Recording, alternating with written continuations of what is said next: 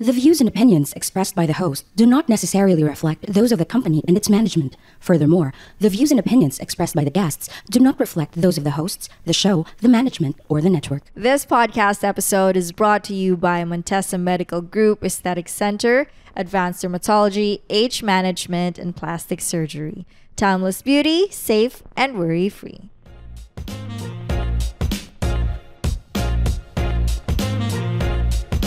Hey, what's up? Welcome to Bloomer Babe Podcast. This is your host, Katie. Welcome to the podcast about my life, current news, lifestyle, millennial struggles, and anything under the sun. So if that sounds like your jam, please stick around. So for today's episode, we have a guest. And that guest is no stranger to the pod. In fact, this is already her third time joining us, and for a good reason. She's helped so many people look and feel their best with her magic touch and science-based backed expertise. She's the woman behind Montesa Medical Group, and she's made it her life's mission to master all things skin, beauty, and anti-aging, but always with that classy, natural finish we all love. Please welcome back Dr. Ana Montesa. She's a graduate of Doctor of Medicine and Surgery from University of Santo Tomas, a board-certified pediatrician, clinical and cosmetic dermatologist, and a fellow in anti-aging, regenerative, and functional medicine from the University of South Florida School of Medicine in USA. She's also a certified expert in Aptos thread lift, dermal filler, facial contouring, and collagen biostimulator injectables, aka the good stuff that helps you age like a fine wine. And her list of credentials and awards is seriously impressive. Hello, Ultherapy, Galderma, and Juvlook awards. But what truly stands out is her passion for helping people feel confident and beautiful in her own skin. In today's episode, we're talking about skin boosters and what they are, who they're for, and how they can help you achieve that hydrated, poreless, and youthful glow. Whether you're new to the world of aesthetics, treatments, or looking to level up your skincare game, this episode is for you. So sit back, relax, and let's glow up with the guidance of one of the best in the field. Welcome back, Doc Ana. Kamusta po? We're so happy to have you back on the pod. Thank you so much for making time for us.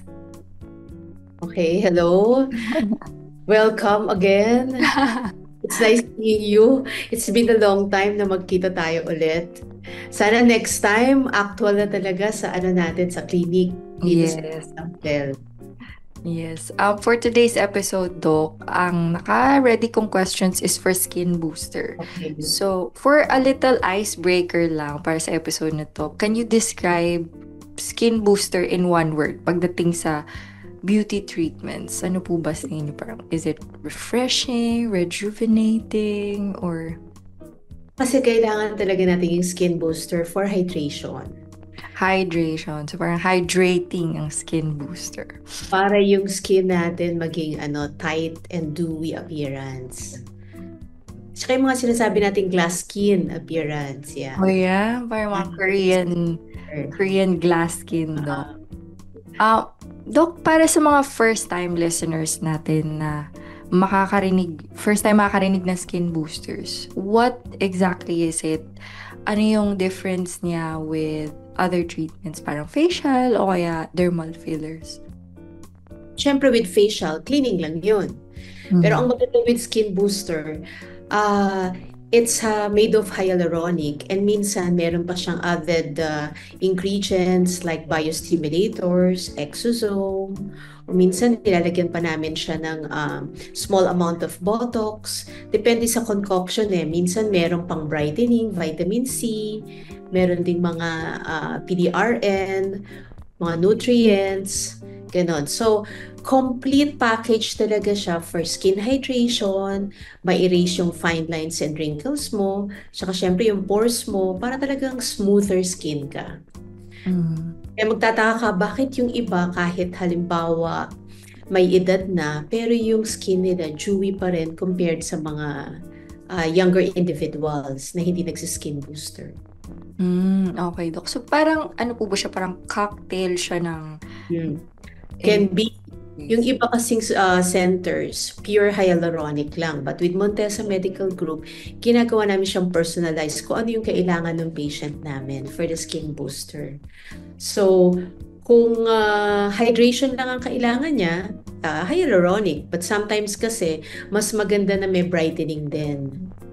So, nilalagyan din namin siya ng concoction with vitamin C at saka yung mga ingredients namin for whitening. Hindi naman whitening, brightening. So, for persons naman na kailangan na ma-erase yung fine lines and wrinkles, meron din siya ingredients for anti-aging.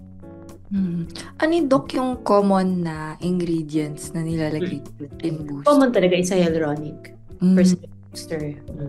Let's say, Doc, pag meron siyang gustong i-address na hyperpigmentation or... So, kung may hyperpigmentation, kailangan may brightening. So, skin booster with Montesa glow skin. Glow skin, okay.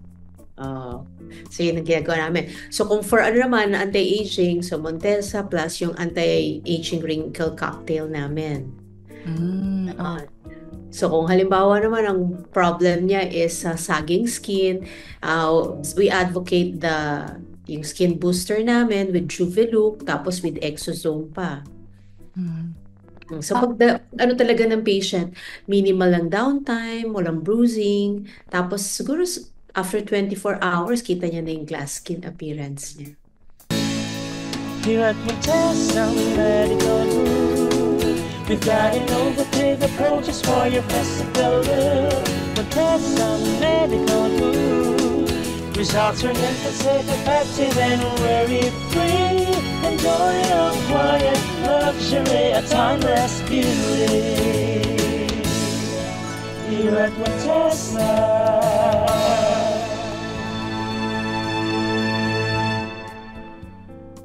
Sa mga patients niyo, Doc, meron bang ideal na candidate or may age limit ba dyan? Parang hindi pwedeng magpa-skin booster, ganun. Siguro, 18, 21 and above, pwedeng magpa-skin booster. Especially those persons, nakita nila na haggard na sila.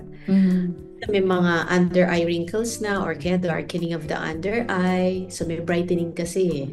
Wala ako na yun, Doc. Kailangan mo, pagdating mo dito sa aming branch, kailangan na mag-skin booster. Para na ma-boost yung collagen and elasticity ng skin. Ganon.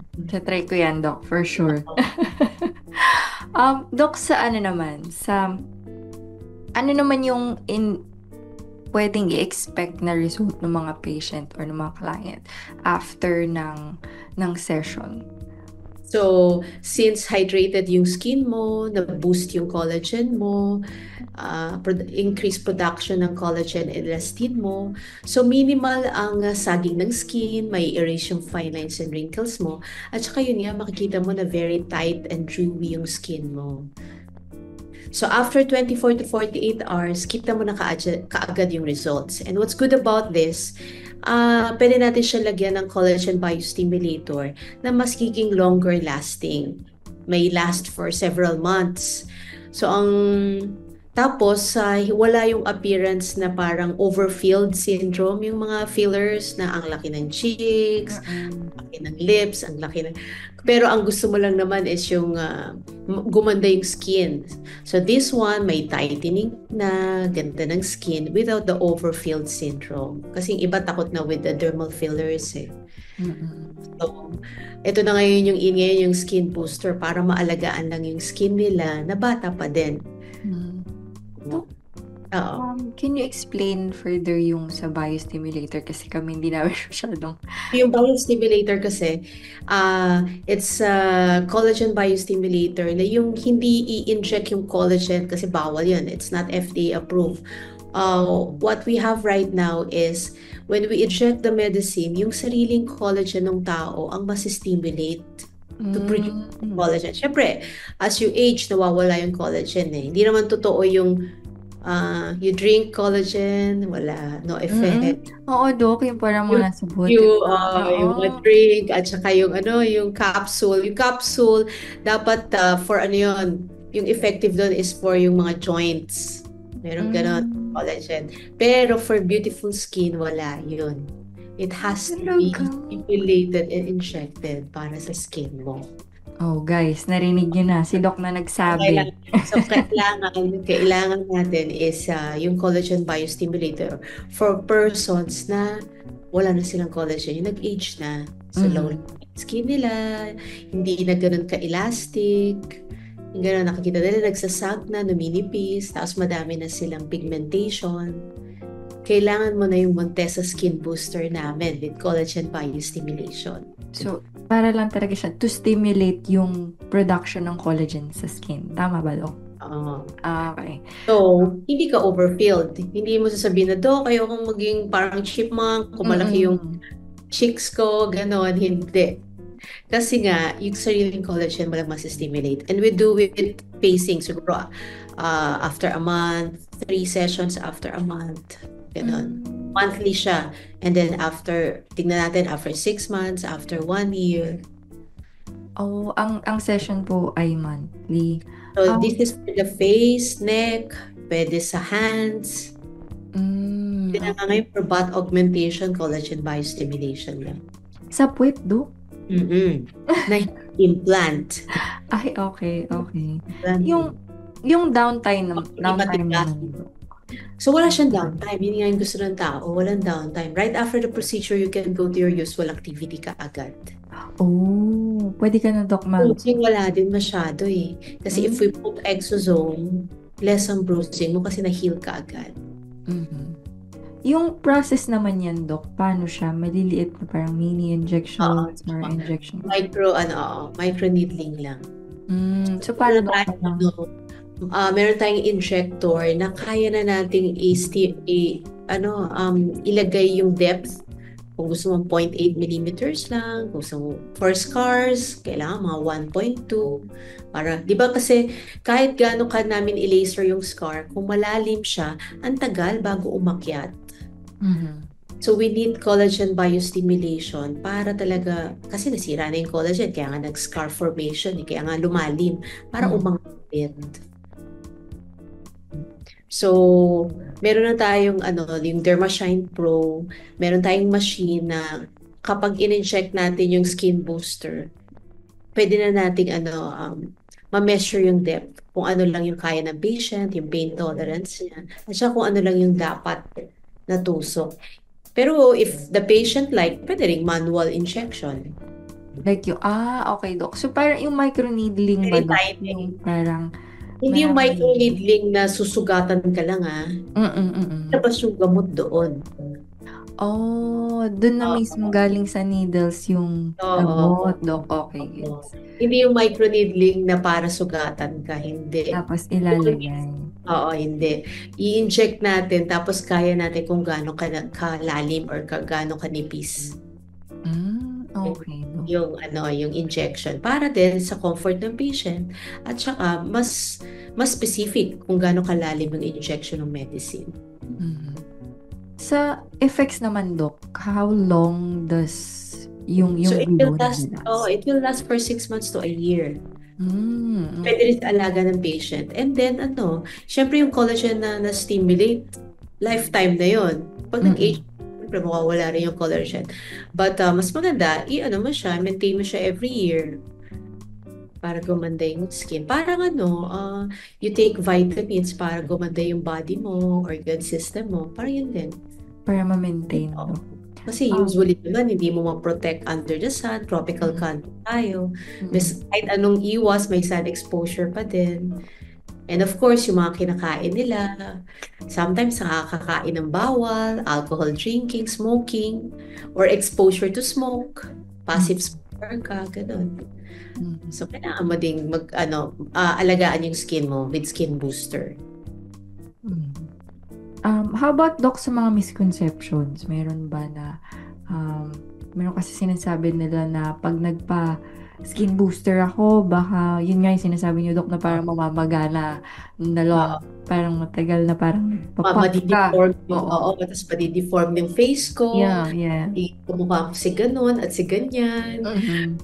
Tapos parang hindi na natural looking. Mhm. So, what's good about skin booster, yung sariling face mo pa rin, natural looking result siya. Gumanda lang yung skin. Okay, so wala siyang volume augmentation. Hindi lalaki.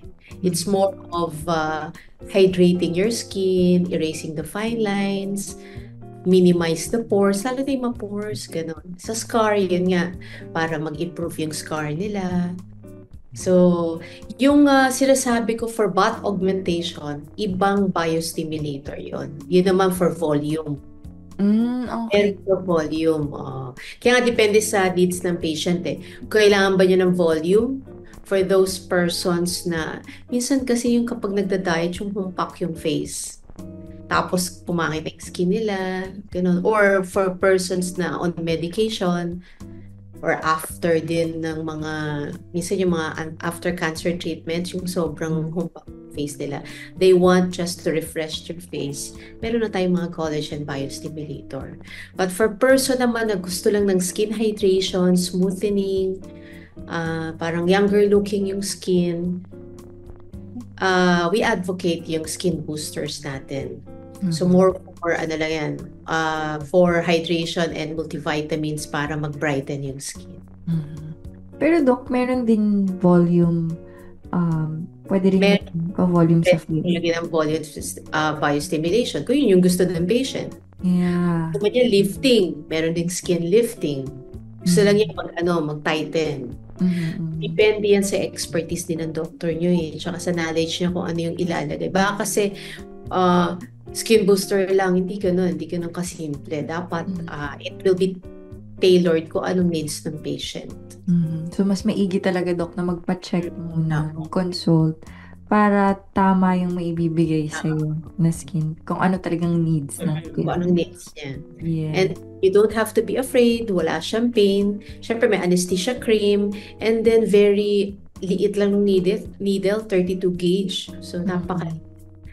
And of course, yung bruising natin, for those persons na may easy bruisability, yung mapasa, we advocate na haluan natin siya ng exosome. Wala talaga siyang pasa. After niyang gawin, kita mo kaagad gumanda na yung skin. Nice. You can go back to your usual activity. You can apply makeup the following day. So wala tayong problem kaagad. Okay, Doc. Parang lunchtime procedure lang talaga siya. Sa Montesa Clinic, Doc, ano ba yung parang standard na ino-offer niyo for skin boosters? Hydration, it's still hyaluronic. Yung basic, yung hyaluronic na non-crosslink. Since non-crosslink siya, hindi siya nagkakos ng volume augmentation. Skin hydration lang siya. Sa mga patient niyo, Doc, mayroon bang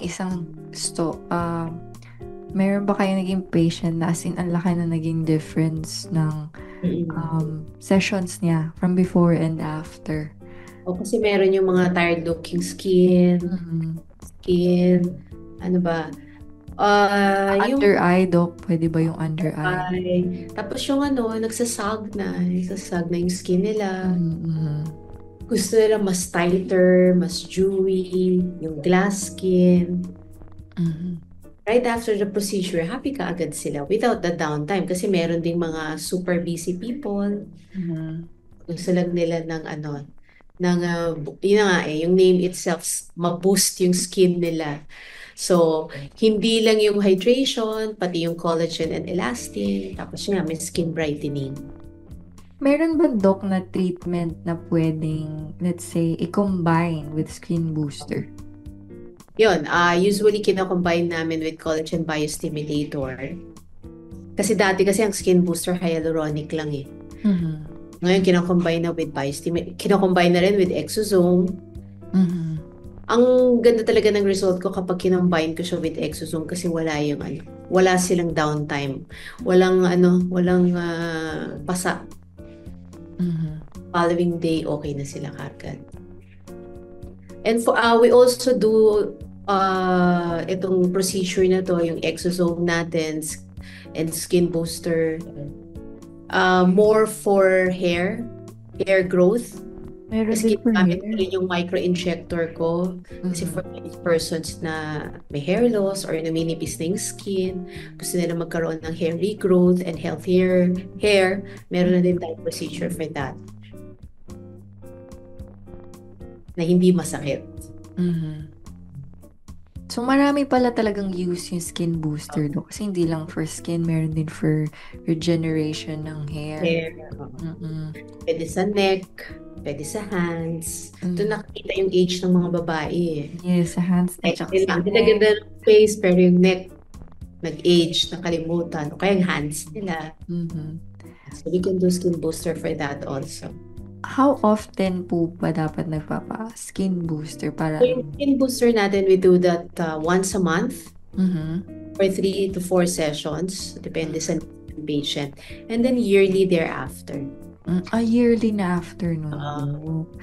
In between nung monthly session, Dok, meron ba kami kailangan ipahid? Meron ba kailangan gawin na ibang treatment?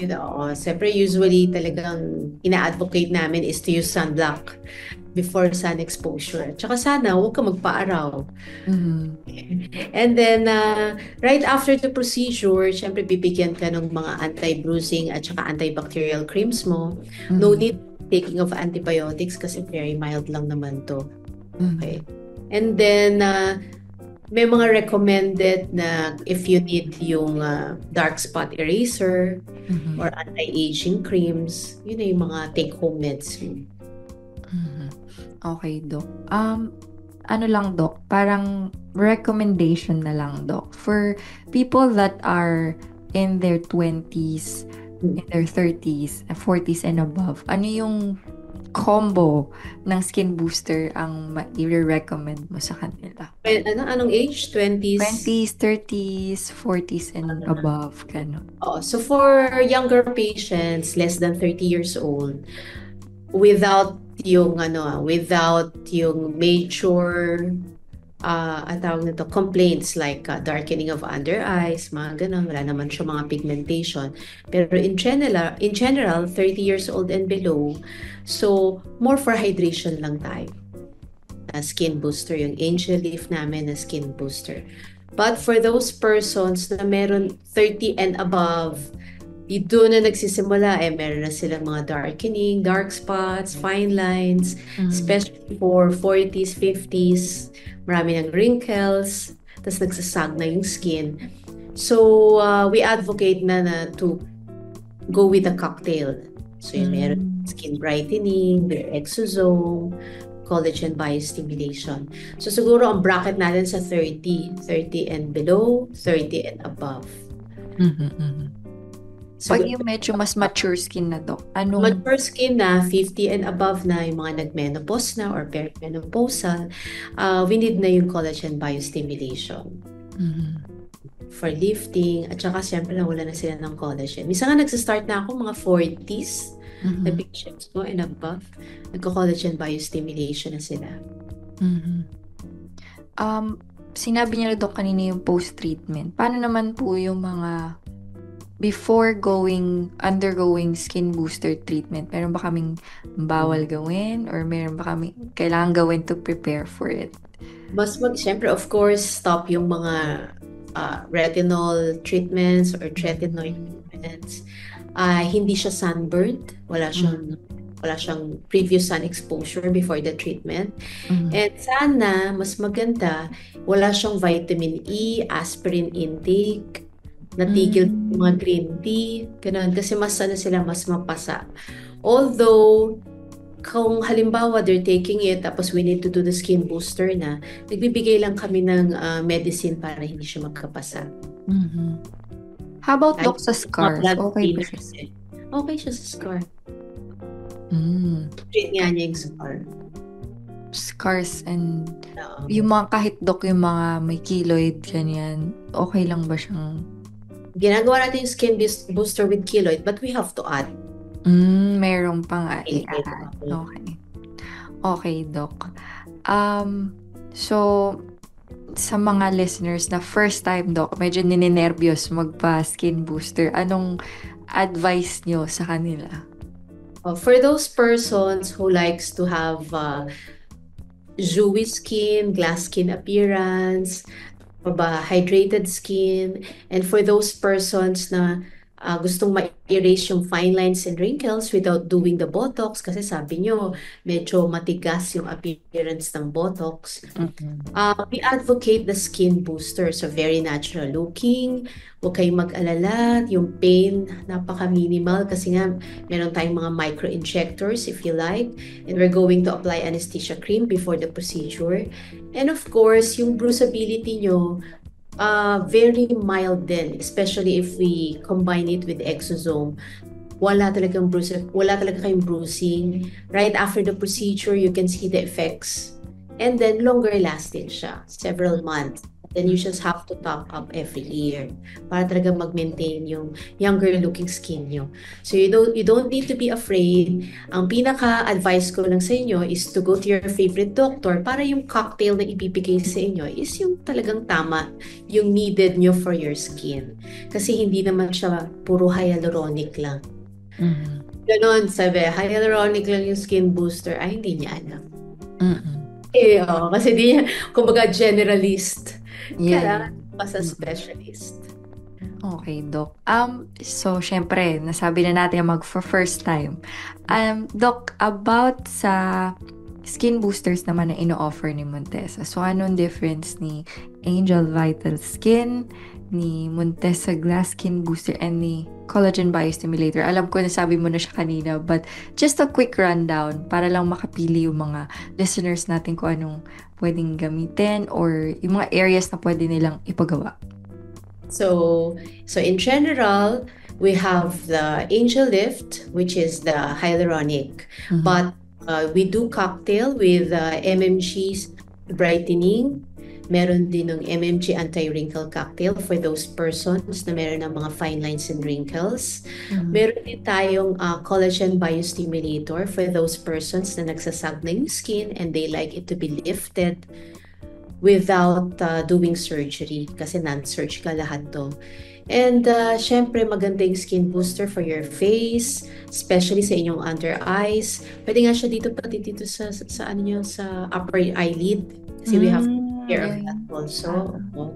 And for your neck, mga kababaihan dyan, huwag niyong kalimutan ang inyong mga liig, yung decolletage area nyo, and of course, sa back of your hands, dahil yan yung nakikita, yan yung nagsasabi na medyo may edad na tayo. So, dapat i-take care din natin dyan. But we also have collagen biostimulator kung ayaw nyo ng what they call it, yung overfilled syndrome with dermal fillers, kasi medyo mas matigas yon. We do a collagen biostimulator para dahan-dahan lang yung stimulation ng collagen nyo to produce new collagen for volume augmentation. So we can also do that for the face, for your butt area kung gusto nyo ng butt augmentation nang walang implant. Nang walang downtime, non-surgical. Okay, Doc. Thank you. Sa inyo naman, Doc, ano ang inyong personal favorite na skin treatment or skin booster? Yung talagang go-to mo when you want like a quick fresh na. Of course, ang combination ko yung hyaluronic, gusto ko ng may brightening, and then with exosome. Kasi nga, with exosome, wala akong bruising.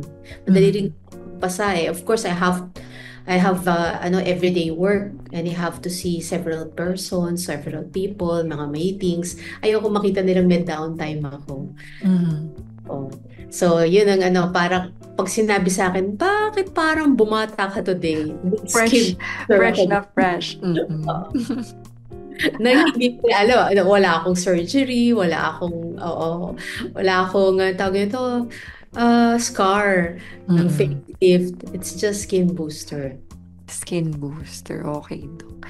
Thank you so much for answering questions about skin booster, Doc. Pero meron pa ako isang set ng questions. Rapid fire questions lang, Doc. Parang ano lang to, Boy Abunda. So, you just have to answer. So, sasagutin nyo lang, Doc, kung ano, yung first thing that comes up on your mind? Okay. Lights off. Lights off. Chocolate or... charot lang. Okay, sir. Doc, ano ba? Glass skin or matte skin? Glass skin ako. Glass skin. Botox or skin boosters? Skin booster. Anong mas importante? AM or PM skincare routine? PM. PM. Pero hindi... Lahat yung anti-aging serum ko. nasa PM. Para sa PM lahat. Basta sunscreen sa AM. Importante. Yes. Sa skincare step, Doc, ano yung never mong siniskip? Yung di pwedeng hindi gagawin? Ko talaga kasi nandun lahat ng hydration, anti-aging, mga serum, retinol, at lahat sa PM. Sa PM. Treatment, Doc, na... Prefer ko skip yung aking moisturizer and anti-aging serum. Sa PM yan, Doc. PM ba? Okay. Treatment naman, Doc, na you think everyone should try at least once. Sana matry niyo yung Montesa Skin Booster para makita. Kasi, ayun ko, yung mga patients ko gusto nila makita kaagad na maganda sila. Without the downtime, So, isip pa ko na ano ba talaga? So, kailangan ko talagang gumawa ng cocktail na walang downtime and then kita nila na gumanda kaagad yung skin nila the following day. Siguro within 2 to 3 days, gusto nila maganda na sila. Yung ganong effect na longer lasting kasi may mga treatments na ginawa ano pa yung mga refirm tapos within the week wala na. It has to be skin deep na i-moist na yung hydration natin Kita so with the agad. skin booster doon ko nakita na happy yung mga patients, kita ka agad without the downtime. Doc, ano naman yung isang malaking kasalanan sa skincare, yung never mong gagawin? Ang never niyong gagawin, maraming complications if you do over-the-counter peeling. Yeah, sinabi niyo nga yun, Doc, last yung episode. mga astringents, over-the-counter astringents, over-the-counter whitening, over-the-counter peeling, wag niyong gagawin. Kasi kapag na-burn yung skin niyo, wala na, minsan ang hirap na habulin pag ng skin burning. So yun ang wag niyong gagawin siguro. Best anti-aging tip, Doc? Isa lang. Best anti-aging, moisturize. Moisturize. Siguro yung gabi ko, parang ang oily ng skin ko. Ang daming... Talaga yung moisturizer ko. Kasi nasa menopausal age na ako. Talaga yung moisturizer ko. This is not advocated for persons naman na acne-prone skin tsaka oily skin. Siyempre, pag kayo naman is more for, ang dapat gawin nyo is yung mga adapalene, benzoyl, yun yung mga gagamitin nyo. But for persons na nasa age bracket ko, okay, para ma-maintain nyo yung younger looking skin, kailangan talaga i-moisturize nyo sa gabi. Kasi alam nga naman ang oily mo sa umaga. Ang moisturizer nyo. So sa gabi talagang moisturize. Yun. Last, Doc, ano ang one beauty product na laging nasa bag? Never nawawala. Beauty product? Di ba makeup yan? Parang hindi ko dala yung mga beauty product ko. Parang Madami pala, Doc. kaya akong i-apply and then mag-makeup ka na Wala akong dalang beauty product. Siguro hand lotion. Para hindi dry yung Yun lang. Wala yung mga creams ko sa bag ko. More for my hands. Hands talaga. Ayun. Thank you, Doc, for pagiging game to answer all the questions. And that wraps up our questions for today, Doc Anna. Thank you so much for sharing your time and expertise with us. It's always super informative, and I know our listeners are always thrilled to have you here guiding us through our skincare journey. So, can't wait for the next episode about slimming naman. And to all our listeners that are ready for a glow up, visit montesamedicalgroup.com to book your consultation, or you can send their your messages or your inquiries to their Facebook page. They have Instagram, Facebook, TikTok, and you can also head over to Dr. Anna's YouTube channel for deep dives of other treatments, or give their hotline a ring at 0917-629-9671. They also have branches, 4 branches. They have in Manila Hotel, also in Ayala Mall, Circuit Makati. They also have in Tomas Morato, Quezon City, and SM North EDSA. So if you're interested, please visit their clinic so that you'd be able to have a consultation sa mga doctors kung ano talaga yung kailangan ng skin ninyo. So, Doc, mayroon ka bang last habilin for our listeners? So, for all your listeners, sana always continue to take care of your skin. Never do over-the-counter medicines. And syempre, protect against the sun. Always use your sunblock. And if you have any problems, don't hesitate. Don't hesitate to call your favorite doctor or to visit us at Montesa Medical Group. Yes. Yun, Doc. Meron silang 4 branches. I'll also add the links of their social media pages and their website on the podcast episode description. Thanks, Doc Anna. Thank you so much. I'll see you on the next episode about slimming. Thanks for tuning in, babes. I hope you're feeling inspired to treat your skin and yourself. See you on the next episode. Bye. Bye. Special thanks to Montesa Medical Group, Aesthetic Center, Advanced Dermatology, Age Management, and Plastic Surgery. Timeless beauty, safe and worry-free.